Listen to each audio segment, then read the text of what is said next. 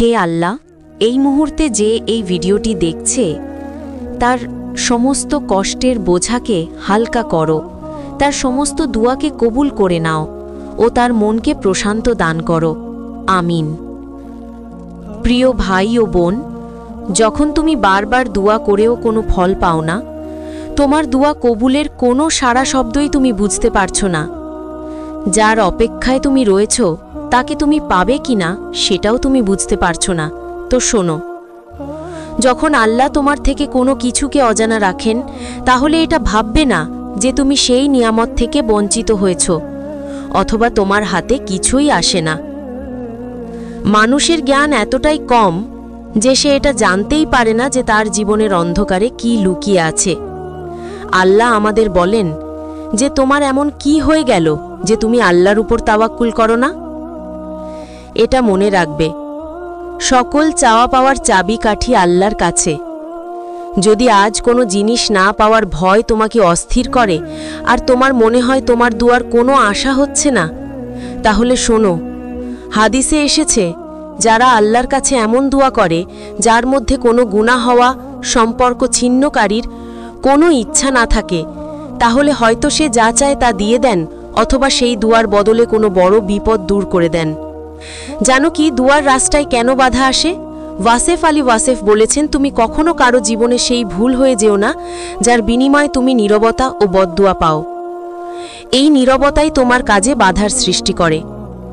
রাসূল সাল্লাল্লাহু আলাইহি ওয়াসাল্লাম বলেছেন যে ব্যক্তি চায় যে আল্লাহ তার চাওয়া পূরণ করুক, তাহলে সে যেন আল্লাহকে ভয় পায় ও ভালো কাজ করে। কোনো একজন জিজ্ঞাসা করেছিল যে কিভাবে বুঝবো যে দোয়াগুলো আমি বারবার চাই তা কবুল হবে কিনা? তার ইশারা কি? তাহলে শুনো, যতটা তুমি আল্লাহর উপর রাজি হও ততটাই তিনি তোমার উপর রাজি হন।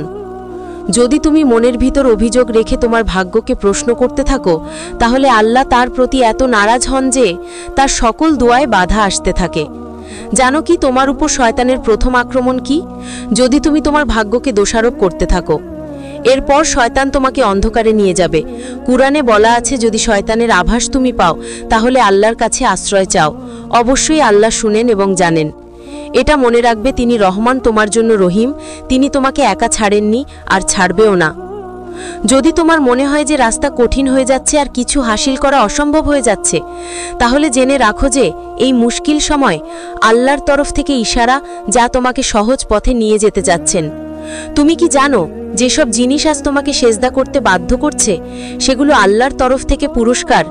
সেই চাওয়া, সেই দুয়া আর সেই সম্পর্ক যার জন্য তুমি দুয়া করো, সেটা আল্লাহর তরফ থেকে এই ইশারা যে তার বান্দা তার প্রতি বিশ্বাস বজায় রাখুক।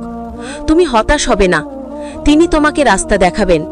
যদি তোমার দুয়া কবুল হতে বাধা আসছে আর তোমার কাছে সব অসম্ভব মনে হচ্ছে, তাহলে শোনো, যখন যখন তুমি আল্লাহর কাছে দুয়া চাইতে থাকো, তখন আল্লাহ কোথাও না কোথাও কারো মনে তোমার খেয়াল দেন। তিনি নিজেই তোমার পথ সরল বানান আর তোমার মনে হয় তোমার দুয়া কবুল হচ্ছে না।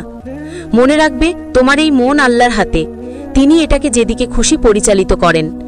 এক হাদিসে এসেছে যে তুমি নিজেকে কখনো কোনো বদদুয়া দিও না, আর যখন যা চাও তা তোমাকে দেওয়া হয়। যদি খেয়াল করো যে দুয়া কবুলের খাস আলামত কি, এটা হচ্ছে তোমার কষ্ট, তোমার অস্থিরতা শেষ করে দেয়। তুমি অভিযোগ করা ছেড়ে দাও, তুমি আল্লাহর শুকরিয়া আদায় করতে থাকো। তুমি মানুষকে বাদ দিয়ে নিজের স্রষ্টার সামনে কাঁদতে শুরু করো। অন্য কাউকে তোমার মনের কথা না বলে আল্লাহর কাছে জানাতে শুরু করো। নেক কাজ তোমাকে সহজ লাগে এবং সেজদায় শান্তি পাও। গুনাহা থেকে বিরত থাকো। তুমি নিজেকে ভাগ্যবান মনে করতে থাকো।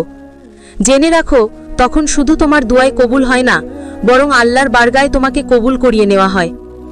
দেখবে একদিন তোমার কাছে সব থাকবে যেটা তুমি চেয়েছিলে এবং অনেক সবর করেছিলে, রাতের পর রাত জেগে কান্না করেছিলে।